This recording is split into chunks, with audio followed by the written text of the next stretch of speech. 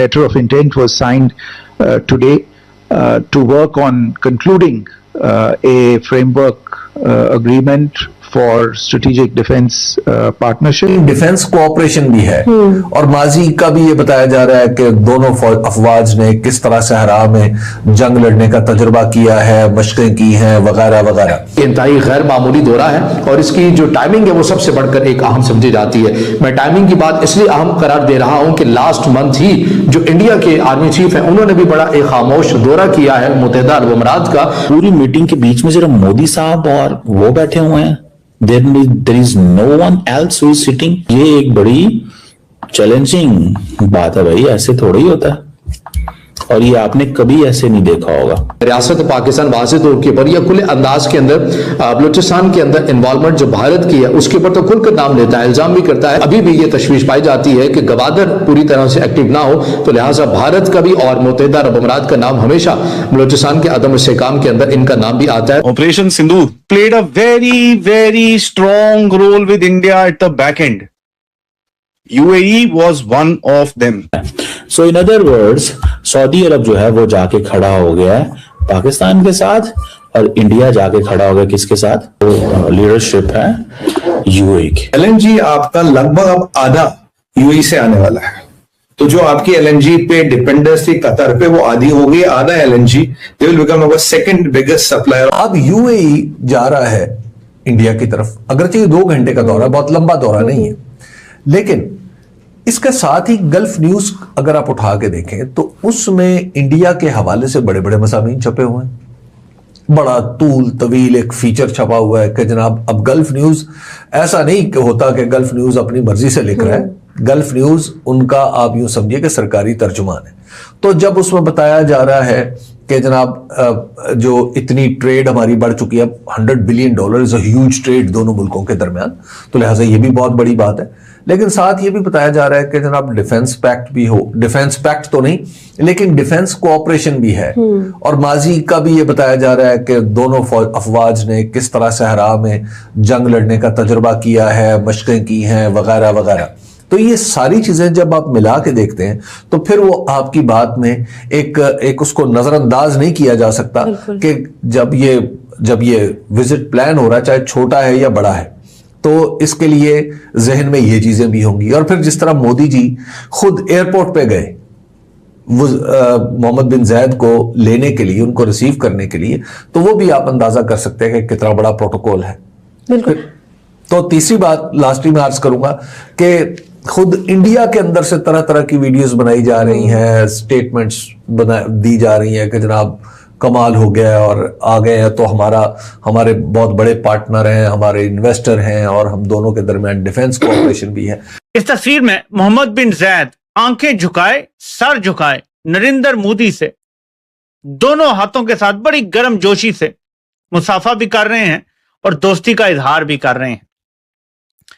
मोहम्मद बिन जायद को इंडिया पहुंचने पर रेड कारपेट वेलकम मिला है, लेकिन यह सिर्फ खबर नहीं है, हमें थोड़ा सा पीछे जाना है। मोहम्मद बिन जायद अभी कुछ ज्यादा टाइम नहीं हुआ पाकिस्तान आए हुए थे, वो यहां लैंड करते हैं, एयरपोर्ट से बाहर आना भी जरूरी नहीं समझते और बारो बारी तलोर के शिकार के लिए चले जाते हैं। फिर शहबाज वगैरह को वहां जाके शिकार के दौरान इनसे मुलाकात करनी पड़ती है, लेकिन जब ये इंडिया लैंड करते हैं तो एयरपोर्ट से बाहर भी जाएंगे और फॉरेन पॉलिसी के हवाले से बड़े फैसले करके और वहां पे बड़े मुआहदे करके वापस आएंगे। क्या पाकिस्तान को एक मैसेज दिया जा रहा है इससे? क्या इस तस्वीर से पाकिस्तान को मैसेज नहीं दिया जा रहा? सवाल एक्चुअली ये है, क्या मैसेज नहीं दिया जा रहा? क्या ऐसी कोई भी तस्वीर आपको नजर आई है जब फील्ड मार्शल का ऐसे हाथ पकड़ा हो और सर झुकाया हो और शहबाज का ऐसे हाथ? ये लोग जरूर पकड़ते हैं हाथ, वो तो मरियम ने भी पकड़ लिया था, लेकिन उन्होंने अपना एक हाथ आगे किया था। जब मरियम ने भी पकड़ा था तो उन्होंने अपना एक हाथ, जैसे बादशाह अपना हाथ आगे करता है ना कि ठीक है बोसा दे लो, ऐसे था। यहां पे मैं आपको हमेशा कहता हूं कि तस्वीरें बोलती नहीं है बल्कि चीखती हैं, चिल्लाती हैं और सूरत हाल को बयान करती हैं। ये ऑफिशियल अकाउंटों से पोस्ट हुई है। मोहम्मद बिन जायद की आंखें झुकी हुई हैं, सर भी आप समझ सकते हैं कि झुका हुआ नजर आ रहा है, और मोदी को आप देखें कि वो किस तरह फातिहाना अंदाज में देख रहा है उनकी तरफ। तो ये पाकिस्तान के लिए एक इशारा भी हो सकता है। क्या ये इशारा नहीं है? इसका जवाब आप लोग खुद सोचें और कुछ डॉट कनेक्टिंग आप लोग खुद भी करें। तो जो ट्वीट की है उस पर उन्होंने लिखा है कि my brother went to airport to welcome my brother his highness. अच्छा, मजे की बात बताऊं आपको, इंटरेस्टिंग। जब अच्छा, ये भी एक इंटरेस्टिंग स्टोरी है just for your understanding. UAE वाले नहीं लिखते किसी को माय ब्रदर वगैरह। हाँ, ये आप देख लीजिएगा, यूएई वाले नहीं लिखते किसी को माय ब्रदर।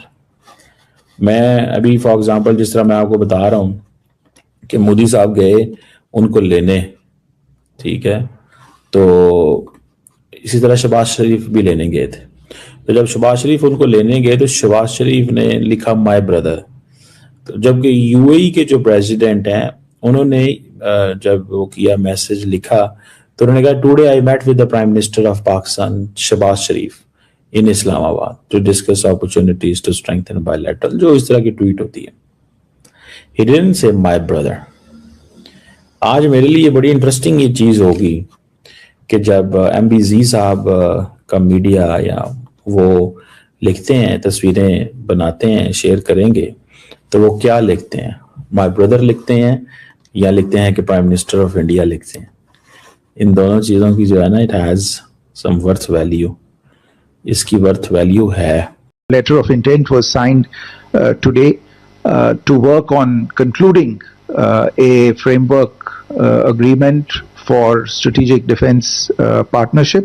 डिफेंस कोऑपरेशन भी है और माजी का भी ये बताया जा रहा है कि दोनों अफवाज ने किस तरह सहरा में जंग लड़ने का तजुर्बा किया है, मशक़ें की हैं वगैरह वगैरह। इंतहाई गैर मामूली दौरा है और इसकी जो टाइमिंग है वो सबसे बढ़कर एक अहम समझी जाती है। मैं टाइमिंग की बात इसलिए अहम करार दे रहा हूं कि लास्ट मंथ ही जो इंडिया के आर्मी चीफ हैं उन्होंने भी बड़ा एक खामोश दौरा किया है मुत्तहिदा अरब अमीरात का। पूरी मीटिंग के बीच में सिर्फ मोदी साहब और वो बैठे हुए हैं, there is no one else who is sitting। ये एक बड़ी चैलेंजिंग बात है भाई, ऐसे थोड़ा ही होता है और ये आपने कभी ऐसे नहीं देखा होगा। रियासत पाकिस्तान वाज़ेह तौर के ऊपर या खुले अंदाज के अंदर बलूचिस्तान के अंदर इन्वॉल्वमेंट जो भारत की है उसके ऊपर तो खुलकर नाम लेता है, इल्जाम भी करता है। अभी भी ये तशवीश पाई जाती है कि गवादर पूरी तरह से एक्टिव ना हो, तो लिहाजा भारत का भी और मुत्तहिदा अरब अमीरात का नाम हमेशा बलूचिस्तान के अदम इस्तेहकाम के अंदर इनका नाम भी आता है। Operation Sindoor played a very strong role with India at the back end.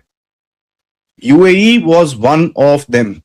So in other words, Saudi Arab जो है वो जाके खड़ा हो गया है पाकिस्तान के साथ और इंडिया जाके खड़ा हो गया किसके साथ? वो लीडरशिप है यूएई की। LNG आपका लगभग अब आधा यूएई से आने वाला है, तो जो आपकी LNG पे डिपेंडेंस थी कतर पे वो आधी हो गई, आधा LNG they will become our second biggest supplier. Video अगर आपने यहाँ तक देखा तो आपका बहुत बहुत धन्यवाद। आशा है वीडियो आपको पसंद आया होगा। अगर हमारा वीडियो आपको पसंद आया तो इसे लाइक और शेयर जरूर करें। साथ ही मित्रों, अगर आपको हमारा काम पसंद आता है तो चैनल को सब्सक्राइब करना ना भूलें और बेल आइकन को दबा दें ताकि आपको हमारे नए वीडियोस का नोटिफिकेशन मिलता रहे। आइए बात करते हैं इस वीडियो पे। आपको ज्ञात होगा कि यूएई के राष्ट्राध्यक्ष या यूं कहे यूएई के राजा जायद बिन अल नाहयान भारत के एक दिवसीय दौरे पे आए हुए थे। वस्तुतः यह दौरा एक दिवसीय भी नहीं था, यह कुछ घंटों की यात्रा थी उनकी, क्योंकि यह बहुत ही ज्यादा इमरजेंसी मीटिंग थी। इस प्रकार से इस समय आर्थिक परिदृश्य हुआ, पॉलिटिकल फ्रंट पे दुनिया का मैप जो चेंज हो रहा है, जिस प्रकार से युद्धग्रस्त दुनिया दिखाई दे रही है। आपको ज्ञात होगा ग्रीनलैंड के मुद्दे पे नाटो देश आपस में भिड़ गए हैं, यूरोप और अमेरिका एक दूसरे के आमने सामने आकर के खड़े हो गए हैं। वहीं अरब पेनिनसुला में भी इस समय गाजा को तो युद्ध चल ही रहा है, साथ ही साथ अब हौथी और अन्य विद्रोही गुटों को लेकर के भी यूएई और सऊदी आदि देशों में टकरार की स्थिति बनी हुई है। तो ऐसी स्थिति में भारत किसके पल्ले में जाएगा, यह अब दुनिया के लिए जानना बहुत अहम हो गया है। और यही बात है कि भारत को मनाने में सभी गुट और सभी गुटों के सभी देश लगे हुए हैं। इसी के तहत यह एक इमरजेंसी यात्रा थी जिसपे अल नाहयान यहाँ पे आए हुए थे और उन्होंने भारत के सामने नाटो जैसा एक सैन्य संगठन बनाने का प्रस्ताव प्रस्ताव रखा। आपको ज्ञात होगा हमारे फॉरेन अफेयर्स के स्पीकर एवं सेक्रेटरी ने इस विषय पे जानकारी देते हुए बताया था कि दोनों देश नाटो जैसे एक सैन्य संगठन पर विचार कर रहे हैं। हालांकि भारत की यह नीति रही है कि भारत ने अभी तक केवल यूएसएसआर को छोड़ करके किसी अन्य देश के साथ किसी प्रकार का कोई डिफेंस पैक्ट साइन नहीं किया है। हालांकि केवल डिफेंस पैक्ट पर ही बात नहीं हुई, 1 लाख करोड़ के हथियारों की खरीद फरोख्त का भी इस विषय में चर्चा हुई है। और यह देखा जा रहा है कि इस समय भारतीय हथियार जिस प्रकार से दुनिया की पसंद बनते जा रहे हैं और भारतीय मिसाइल प्रौद्योगिकी विशेष रूप से जिस प्रकार से फेमस है, आकाश और ब्रह्मोस जैसी हमारी मिसाइलें जो दुनिया के अन्य देश अभी खरीद रहे हैं, जैसे कि फिलीपींस और जापान, साथ ही वियतनाम, कंबोडिया आदि देश भी भारतीय मिसाइलों को खरीद रहे हैं। इसे देख करके कुछ डिफेंस पैक्ट्स पे भी बात की गई थी और कुछ सौदा भी हो पाया है। आपको इस विषय में क्या पता था मित्रों, हमें कमेंट में अवश्य बताइएगा और यह जानकारी अच्छी लगी हो तो लाइक जरूर कीजिएगा। आपका बहुत बहुत धन्यवाद।